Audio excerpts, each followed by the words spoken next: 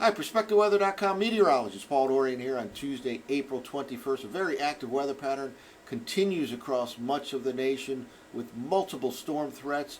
And as long as we continue to have these cold air outbreaks from Canada into the central and eastern U.S., we will very likely continue with this very active weather pattern, at least through the end of April and maybe even into the early part of May. We have another cold air outbreak that will drop from south central Canada today across the Great Lakes and reach the mid-Atlantic region in the overnight hours.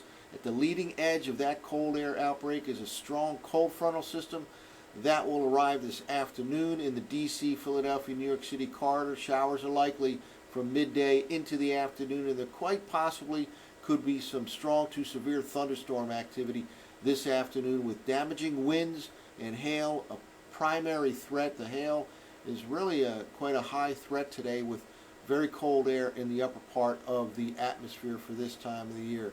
This is the latest forecast map from NOAA's Storm Prediction Center in terms of the probability or possibilities of severe weather later today. And this area right in the Mid-Atlantic region is an area of concern. Again, a slight risk of severe thunderstorms virtually from D.C. to Philadelphia to New York City all the way into southern New Jersey. Again, a very potent cold front arrives this afternoon, and we'll have to watch out for the possibility of damaging wind gusts and hail with potential severe thunderstorm activity. Well, let's take a look at a surface analysis this morning, and it's not too hard to tell where that frontal system lies, right in this region right here.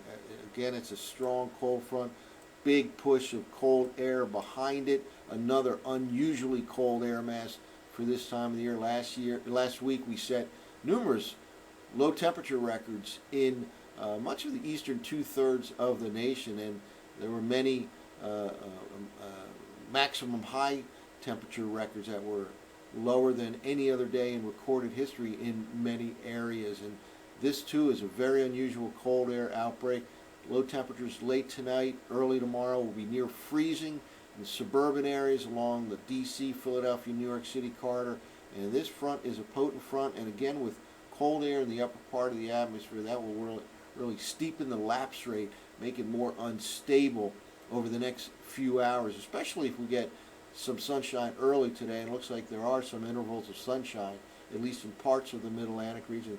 That will help to destabilize the atmosphere right in time for the arrival of that frontal system. And again, primary concern this afternoon is some damaging wind gusts and some hail. Well, speaking of lapse rates, that's a way we can determine the stability of the atmosphere. I'm showing the low-level lapse rates right here, and when these numbers get higher and higher, that indicates more and more instability in the atmosphere. And these are fairly high, 6.5 value right here for this time of the day. This region right here, some higher lapse rate values right here, showing some instability ahead of the cold front. Again, that cold front is in a position across western New York, western Pennsylvania right now. So already unstable conditions in at least in the lower middle parts of the atmosphere. Add in a little bit of sunshine early today, these lapse rates will steepen, and that will set the stage for the potential of severe thunderstorms this afternoon with the arrival of that cold frontal system. Well, not only is there cold air in the upper part of the atmosphere to help to make the atmosphere unstable, but there's vigorous energy, a wave of energy, of vorticity maximum in the upper part of the atmosphere. This is a 500 millibar forecast map for early today, this Tuesday morning, that's centered over the Great Lakes region. We'll just move forward here, and that drops southeast into the northeastern part of the nation by early tonight. We have this upper level low over southeastern Canada, and again a lot of energy in the upper part of the atmosphere, spin in the atmosphere. Combine that with some strong upper level winds and that cold air aloft, you have an unstable atmosphere again that could result in some strong to severe thunderstorm activity this afternoon, D.C., Philadelphia, New York City, and again the primary severe weather threats, damaging wind gusts and hail. Well, let's now walk through the surface forecast maps from last night's operational run of the GFS at 0Z, and Man, what an active weather pattern it is. We have this cold front today and then multiple storms coming behind it over the next week to 10 days or so, again with the continuation of cold air outbreaks from Canada into the central and eastern U.S. We talked about this extensively over the past couple of weeks. As long as these cold air outbreaks come at the same time of the year that we have very warm and humid air down in the southern states, we will continue to have severe weather outbreaks. We will continue to have storms, and the storms are bringing a lot of rain into the eastern half of the nation. Here's the forecast map for this morning. Again, that cold front is on a position right now across western New York, western Pennsylvania. Let's move forward here. Showers move into the I-95 corridor region probably during the midday hours, continue into the afternoon. Look at all the snow here. Again, this is now the second half of April, April 21st.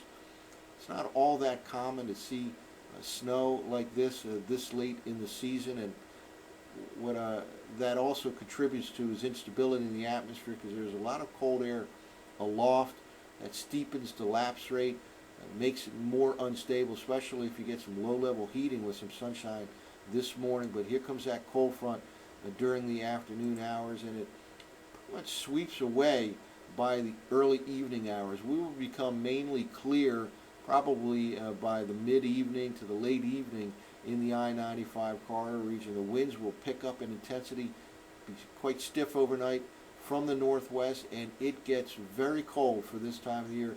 Another freeze warning in many of these areas, the suburban areas along the I-95 corridor region. Can easily see 32 degrees in the Philadelphia metro region, for example. New York City, a low to mid-30s down in D.C. Some areas maybe even into the upper 20s. Very cold for this time of the year. Let's move ahead. Tomorrow promises to be a windy and cold day, at least some 10, maybe 15 degrees below normal for this time of the year. And that's not the end of the active weather. Here we go. By the time we get to Thursday morning, we'll have another storm system headed northeast from the Tennessee Valley, the Mississippi Valley region. It looks like cold air will be across the northeastern part of the nation, so there may be some frozen precipitation upstate Pennsylvania. Again, we have this cold air outbreak arriving late tonight in the mid-Atlantic region. That certainly helps set the stage for the next storm. And here we go. By the time we get into maybe the second half of the day on Thursday, more rain from the next storm system here in the mid-Atlantic region, and that lingers right through the night, Thursday night, and into Friday morning, even last maybe into the midday hours, places like New York City. And then we look upstream again, and here we are now by the upcoming weekend.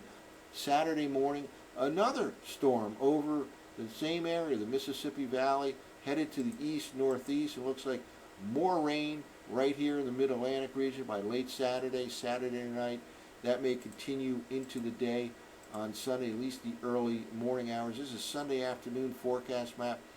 More snow for interior northern New England, just quite a bit of snow this winter and spring up in that part of the nation. Look at this, very cold high for this time of the year across southeastern Canada, moving into the southeastern part of Canada on Saturday.